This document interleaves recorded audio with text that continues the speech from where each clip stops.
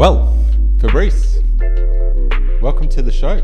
Thanks, Paul. It's an honor. Privilege. Good to see you again. One food memory was in fourth grade in Los Angeles. We were asked to bring a food to school that represented our culture. So I went home and asked Mom. Gave me a jar of pickled herring.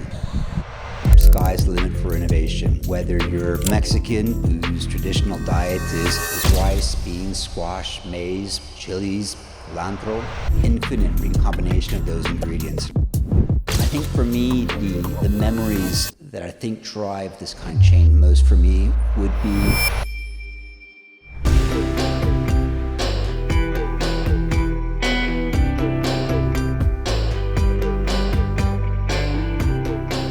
Fabrice, welcome to the show. Thanks, Paul. It's an honor. Privilege. Good to see you again. That's absolutely great. We're here in Italy, and it's beautiful outside. It's a little wet, but it's a great day.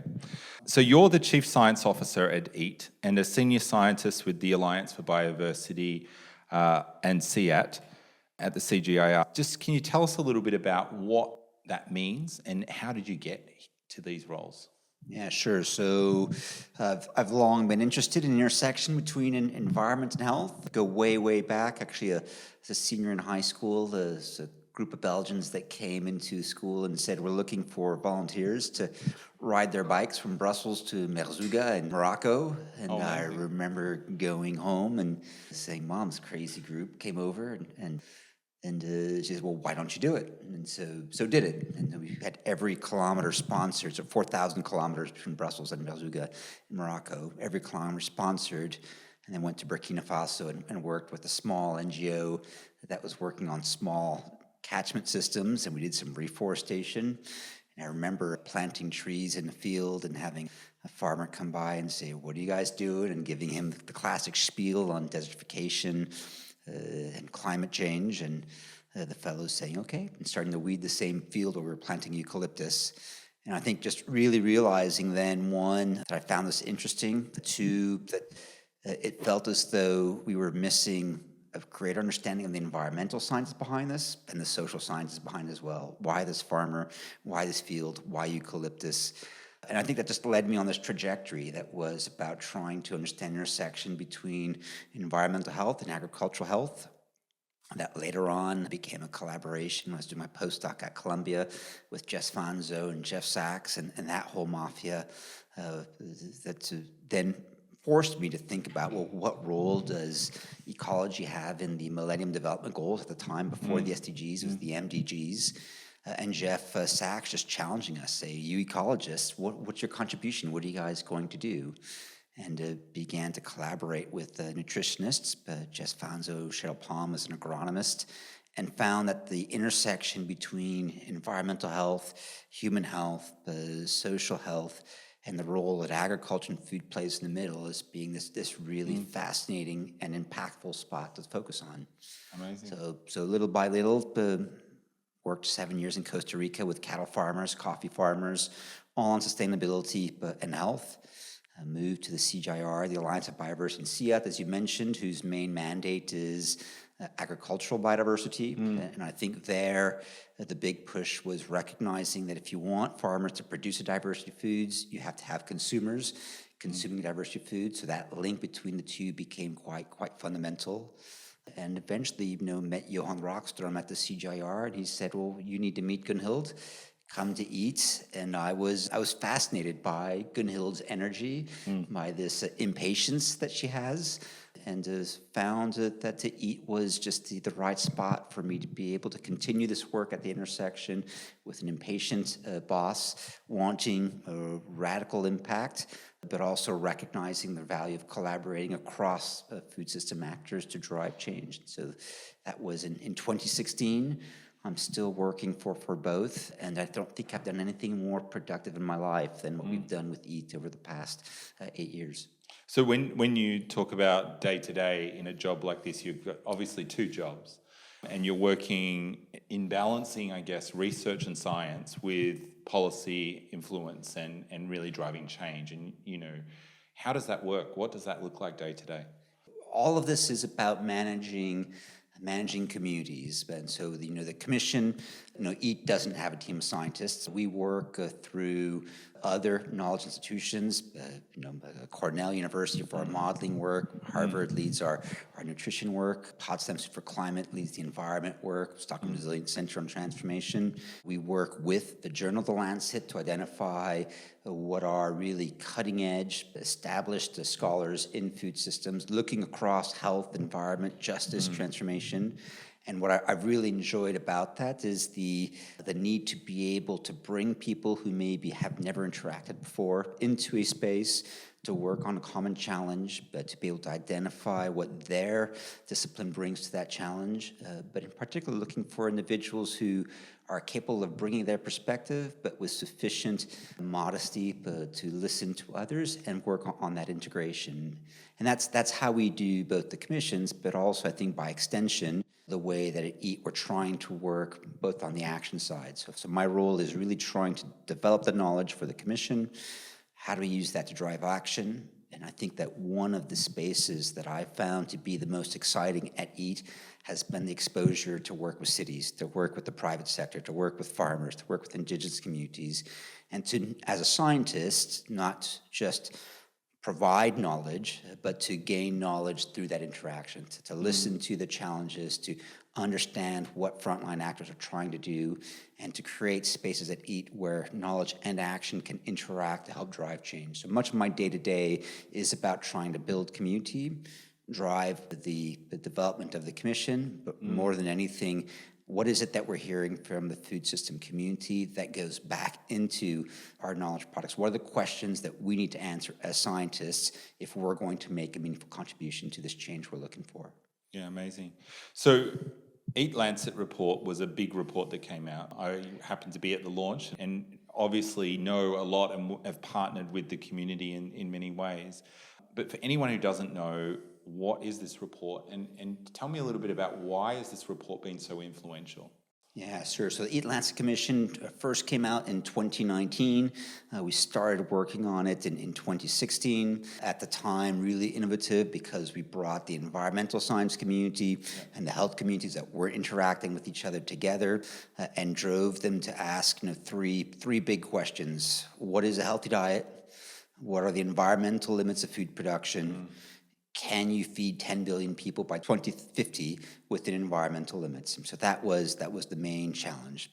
So it set normative, if you want, measures that allow people to understand what's healthy in terms of both energy level, but also food composition, understand how countries and actors are performing based on that consumption, gave guidance then on how far and how fast communities need to go to come back within healthy, what the impacts of that transition would be on health, but also I think quite importantly demonstrated that there's a strong alignment between environmental health and human health, and that if we can move towards healthy diets, we have significant impact on coming back within planetary boundaries. And as part of that, there was an introduction of what's called the planetary health diet. So can you tell me a little bit about what does this mean and why does it matter? Yeah, so the planetary health diet, or the public health diet, if you would prefer, looks a lot like most food-based dietary guidelines that you might see in your home country, but it's a recommendation on the amount of food, or amount that people should have access to, and more importantly, I think, in terms of the ranges of recommended consumption for each of these food groups. So in the first commission, we talked about 2,500 calories per day per person as a global goal, making sure that everyone everywhere has access to that amount. Yeah, we recognize that if you're a man or a woman or a child, or if you're exercising more or less, that value will change. But globally, we want to make sure that that's the amount that everyone has access to. And then the second part is food quality, which is how you would distribute those across food groups. So we talk about 30% of that energy coming from grains, whole grains preferably. We're very clear that, rice, maize, wheat if you want, but why not sorghum? Why not millet? Why not teff? There's a whole set of grains that are compatible. We recommend minimum consumption of fruits and vegetables, so 200 to 300 for fruits, I think it's 400 to 600 for vegetables. We'll have to look up those numbers again later to remind them. And then for the animal source proteins, the recommendation, I prefer to use weekly values, is 0 to 200 grams per week for red meat, 0 to 420 grams per week of poultry, 0 to 700 grams per week of fish. And then for the legumes, beans and pulses at 0 to 175 grams per day. And what's important in those is that there's huge flexibility, right? Those zero values are clear. If you want to be vegan, you want to be vegetarian, great evidence that you can be healthy. If you want to be an omnivore, great evidence that you can also be healthy. But as soon as you begin to come out of range for those food groups, the risk of a diet-related disease, whether it's malnutrition and hunger, or whether it's disease-related to obesity and overweight, become important. So it's really trying to give guidance in terms of amounts and distribution of those foods across food groups that the Commission tried to emphasize, and what we call the planetary health diet. And so the planet element of this, so you've talked about the human health element.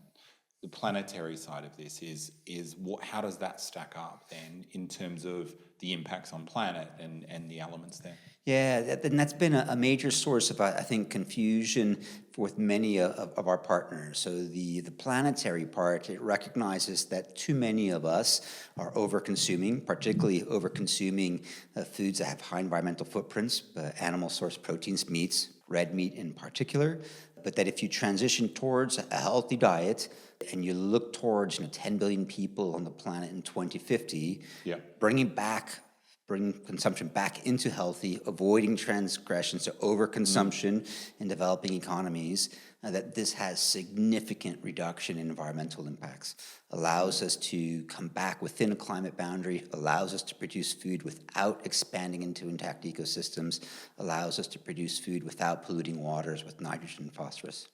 So that was 2019. We fast forward to 2025, and EAT-Lancet 2.0 is coming out. Tell us a little bit about why a second edition, what's evolved since the first report, and what are some of the challenges that you're really trying to address in this report? Yeah, sure. So 5 years later, we felt that was a good time to review new evidence. Since we published in 2019, I know some of you are following, social media likes and TikTok ratings. For us as scientists, number of citations is our currency. Okay. EAT-Lancet Commission has been cited 12,000 times, which is an astronomical number. Many of our papers get cited 100 times, 200 times. It's ranked as one of the most cited papers in the history of science, in the top 1%. So that means there's a whole set of new science that has come out since the Commission that we felt we needed to review, understand, and reintegrate into the report. So we felt it's time to review that, reevaluate whether there's new evidence on healthy diet, reevaluate how we can communicate better the diversity of global diets that fit within it. In the first Commission, we reviewed 5 planetary boundaries. This time, we review all 9 planetary boundaries. And then also realized there were some things that we didn't talk about in the first Commission that many of the actors that we work with found important, justice being one of them. What does this mean for farmers? What does this mean for poor, marginalized communities? What does overconsumption mean from a justice point of view? It's a whole new section in the report that's now focusing on justice. The fourth thing that I think was important is that in the first Commission, we had fantastic collaborations with Marco Springman, a tremendous modeler, one static model that we used to do a lot of our analysis. This time around, we have Marco's model, but 10 additional global models. And so really trying to replicate how IPCC, the Intergovernmental Panel on Climate Change, works and bring together a modeling community to all run the same analyses and better understand where do we have confidence as a scientific community in terms of our understanding of food transformation. How do we need to adapt and improve those models if we're going to be able to provide further advice and evidence as we move forward? And so really building out a modeling community that's now both giving us better information on variance and confidence, but also, I think, maybe a bit subversively, getting 10 modeling groups now prepared to do this kind of analysis. We really expanded the capacity of the global community to do this kind of analysis. So in looking at what came out of this, what's one thing or a few things that really surprised you? In terms of the second Commission, In terms of the second commission, I think that not surprised by the new evidence on diet. That's remained quite stable. And I think it's important for the food community to feel confident that what we recommend 2019 remains largely the same. Where I think I'm more surprised is the planetary boundaries work. Where we've assessed all 9. The planetary boundaries community talks about 6 planetary boundaries that are transgressed: climate, biodiversity, land, nitrogen, phosphorus, and water. 5 of those transgressions are driven by the food system. So how we produce food, where we produce it, what foods we're consuming in what quantities, how much we lose in weight is the biggest driver of environmental transgression. And I think that we had not anticipated the extent to which the food system really is a major driver. Tell me more, what's environmental transgression? Environmental transgression means going past the planetary boundary, right? So for us, one of our boundaries is land boundaries. So wanting to make sure that we keep at least 50% of all natural ecosystems intact. Food system is the primary conversion of land from biodiversity loss. 80% of biodiversity loss comes from food. 90% of pollution from nitrogen and phosphorus comes from food. And so those are where we need food system actions that bring us back within, what Johan Rockström and the Planetary Boundaries Group would say a safe operating space for environment. What are you hopeful and encouraged by in what you see? What I'm most hopeful and encouraged by what I see is that when you look at the planetary health diet, even though people, when they first hear about it, say, oh my gosh, that's radical, when you actually dive into it, it's pretty banal in terms of asking people to open themselves to a diversity of foods, fruits, nuts, vegetables, legumes, pulses, whole grains. These are not mystery ingredients. There is no lack of technology or lack of knowledge that stops us from making this transition, for one. 2, that if I look to most environmental solutions, we often are concerned about what does this mean in terms of limiting my availability or access to enjoy life. No evidence that any of this limits your capacity to enjoy. If anything, it's a celebration of diversity. It's an encouragement to seek deliciousness, to share food with your families, to share food with friends, but to do that in a conscientious manner that recognizes that this act that we do 3 times a day has significant environmental impacts globally that scale up to the globe when you think about 10 million people, but also really deep individual impact. What you eat is the first source of health for individuals. So it's something that's good for the individual, also being good for the planet. I don't know of many solutions that allow you to have that double win. Yeah. And so when you've talked a bit about the diversity of solutions, because is there a one size fits all, or is this something that, the world is very diverse, there's lots of different cultures and you've worked in those cultures. Is there a particular way we need to be doing things or a particular thing we need to be eating, or have we got a bit of creativity to bring into this? Huge scope for creativity. So the one size fits all, if you want, is eat a healthy diet. Yeah. Improve productivity, reduce food loss and waste. How do you do that? Sky's the limit for innovation. Whether you're a Mexican whose traditional diet is rice, beans, squash, maize, chilies, culantro, infinite recombination of those ingredients. And I think, the Mexican diet, the Thai diet, the Indian diet, in addition to the Mediterranean diet, are all fantastic examples. What we find encouraging is I can't find a single culture where there aren't ingredients from that culture that I wouldn't be able to recombine into something that would be healthy. So the scope for innovation, the scope for enjoyment really is limitless from my point of view. What do you think is going to be the biggest kind of barrier for us to bring about this change? I think the biggest barrier for change is the lock-in from vested interests. I think there are people and economies that are built around today's food system that are afraid of this change, who of course would lose an economic interest. That's where I see the biggest barrier. On the flip side, the economic opportunities are equally large. And so it's how do you create space, give oxygen to those groups that I think have a real opportunity to be drivers of change, as you would have said as well, that I'd like to put more focus on. And I think the second piece to that is how do we find the means by which we're able to break down some of these lock-ins, send clear signals on the necessary change, be strict on the need for that change, while at the same time, I think, being very humane about recognizing that these are people's livelihoods, this is people's well-being, it's people's families, and wanting to make sure that we care for those people who will have to make the biggest change in their daily lives. Yeah. So feeding 10 billion people a healthy diet is possible within these planetary boundaries, is what I'm understanding you've been able to find a way through in science.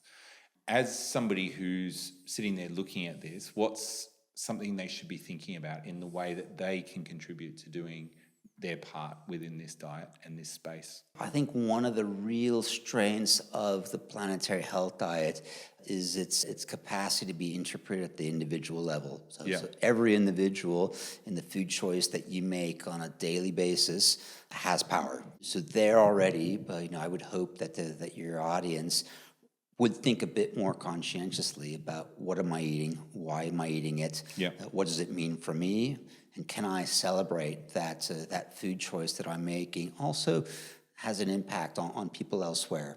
When you were a kid, your parents told you, finish your plate, there are people starving in other parts of the world. I think the message now is think about what you're eating. There are people who are being impacted by how we eat, particularly in high-income countries, right?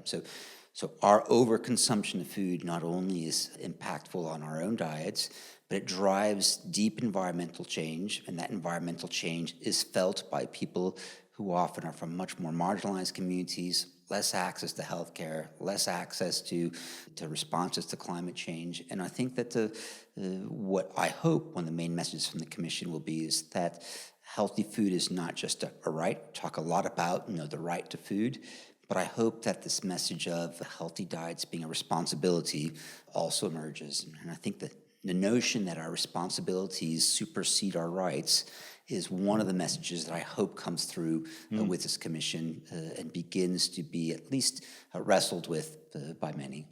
So by looking at both the health and the planetary side, you're looking at a system, and it changes that need to happen at a system level. In terms of the commissioners and the people, so commissioners are the scientists, I guess, that are working on this. They're coming from so many different walks of life. They're coming from different cultures. Tell us a little bit about how did you select these scientists for EAT-Lancet 2.0? Yeah, fantastic group of scientists. So we have three categories, right? We have, four categories if we include our co-chairs, right? Three co-chairs, Johan Rockström, who's a brilliant environmental scientist, Walter Willett at Harvard, brilliant health scientist, Shakuntala Tilsted, won the World Food Prize several years ago, brilliant agronomist, particularly focusing on aquatic systems. 20 commissioners, supported by 10 postdoctoral research fellows. We call these our youth scholars, if you want. So most of them are in their between 20 and 30, and then additional 40 scientists providing support. The Lancet asks us to identify 20 or so commissioners. They're looking for people who have very established careers, who have been working on primary data collection, primary analysis on one or more of the domains covered by the Commission.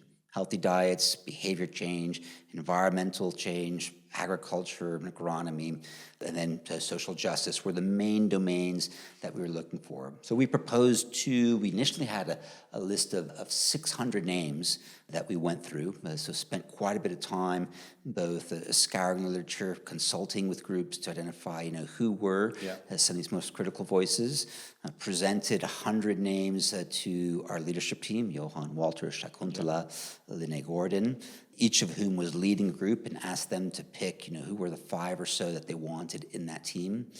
We're looking for people who are experts in a field, but looking for people who at the same time would be prepared to work across domains. So, really people who are inquisitive, who are value-driven, but also who are prepared to be challenged on an idea and to explore, I think, what that interaction space is. And that takes a quite unique set of traits for the group. And I think we really hit the nail on the head with the group that we have today. And so taking the recommendations from this diverse group, very well qualified, that have validated the evidence, you're now moving into how do you drive change? Yeah. So what's been the approach of the connection between the science and the policy side and also the action side? Yeah. No, this is an area that fascinates me. So when you asked at the beginning, what's my day to day? So my other day to day has been working on what we call science policy interfaces, IPCC, or its sister organization, IPBES, the Intergovernmental Panel on Biodiversity and Ecosystem Services. And I think that these panels have been fantastic, but my concern is that science is a bit too distant from frontline actors. I think there's a bit of a tradition as scientists that we go off and hide and we write our report for 5 years and we do this handoff to policy or handoff to other actors and say, there you go, here's our science, get to work, we're expecting your results. And I think that for me, one of the pieces that excites me the most about working at EAT has been saying, well, let's challenge that model. And how do we as scientists need to change our own behaviors in order to be more impactful? And for me, that comes through recognizing that science needs to be a bit closer to frontline actors.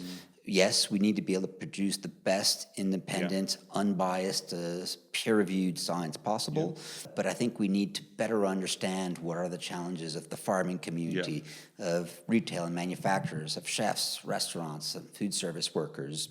And I think, what we've been doing in anticipation of this new commission coming out is working with those communities to facilitate their capacity to understand the commission, but also articulate, what would it mean for a farmer? What would it mean for a restaurant? What would it mean for a retailer to contribute to this transition? And that interaction between science and action, and recognizing that my role then changes as a provider, from a provider of knowledge to the commission to a recipient of knowledge by engaging these communities. And through that listening and engagement, being able to already think about what does the next EAT-Lancet Commission need to provide? What are the needs of these communities? How are we communicating a change? What are the kinds of interventions and actions that these communities are working on? And how can we as scientists be really clear about the urgency and the scale of change that's necessary, but also better understand what are the opportunities to drive change? That interaction between knowledge and action I find to be an absolutely fascinating space, and where I hope that science will transform itself in order to contribute better to that change. In your career, is there a place where you've seen that interaction happen and the impact be profound? So when I first came to EAT, I remember sitting in a room with cities. It was the Milan Urban Policy Pact and C40 cities, and the cities were speaking to the intervention that they were putting in place, and they were being completely authentic in terms of saying we tried to implement a community garden, and then Los Angeles, would say, that example from Copenhagen on school meals, that was a fantastic example. We couldn't do that in LA because, Los Angeles isn't responsible for school meals, but we transformed it and we adapted it to our capacity within stadiums, within prison systems. And so to hear cities talk about what worked, what didn't work, how they adapted it, emphasized, how, when we talk about solutions, there are broad-scale solutions, but they need to be adapted to context, the place, and to be able to have that authentic conversation on how did we adapt it, what worked, what didn't work, what stopped us from being more ambitious. I found those conversations as a scientist to be completely different from what we had discussed the day before as a scientific community. What's the cool research question? What's going to get us into nature or science? And so that privilege of being in the room with the cities to understand what their needs were, to understand what they were excited by, I felt was the development of that space. So I guess we're talking about food. I know you enjoy food. A lot. So talk to me a little bit about a food memory that's really stood out to you in your life that kind of helps give you passion and drive to really continue to work in this space. Yeah, that's a great question. I mean, one food memory, maybe let's rate your first question, was in fourth grade in Los Angeles. we were asked to bring a food to school that represented our culture. So I went home and asked Mom, what should I take? And she gave me a jar of pickled herring. I wasn't very popular at school the next day. Yeah. And I went back and said, Mom, we have fries, we have chocolate, we have waffles, and you gave me pickled herring. So maybe not. Maybe she was actually anticipating that we would propose that blue foods, mussels and herring, are actually a nice environmental solution as well as a healthy food. So maybe she was anticipating what I'd be doing many years later. I think for me the memories that I think drive this kind of change most for me would be the year I spent with Mayan farmers in Yucatan doing my master's in the 90s. And they're going into their fields, understanding the milpa system, which is maize, beans, and squash, sharing meals every evening, and realizing that many of the foods that they were eating are exactly what we're talking about now, and that the culinary culture of these people is a good example of what it is that we should be and could be eating. At the same time, in that same village, there was a little store in the corner, and if you go into that store, what was available in one of the most remote Mayan villages was sugar-sweetened beverages, right? It was sodas and then crisps, and so this dual interplay between being in a very traditional culture and seeing what was on offer, I think really helped me to realize that there's a real value in being able to maintain traditions, to adapt and modernize those, to bring them into our lives, to share traditions across communities, but also a warning about recognizing that many of the new foods that we're producing are not contributing either to health and environment, and wanting to make sure we put in the right safeguards for that. Well, Fabrice, it's been a pleasure. Thank you so much for joining me on the show. My pleasure, Paul. Thanks for having me.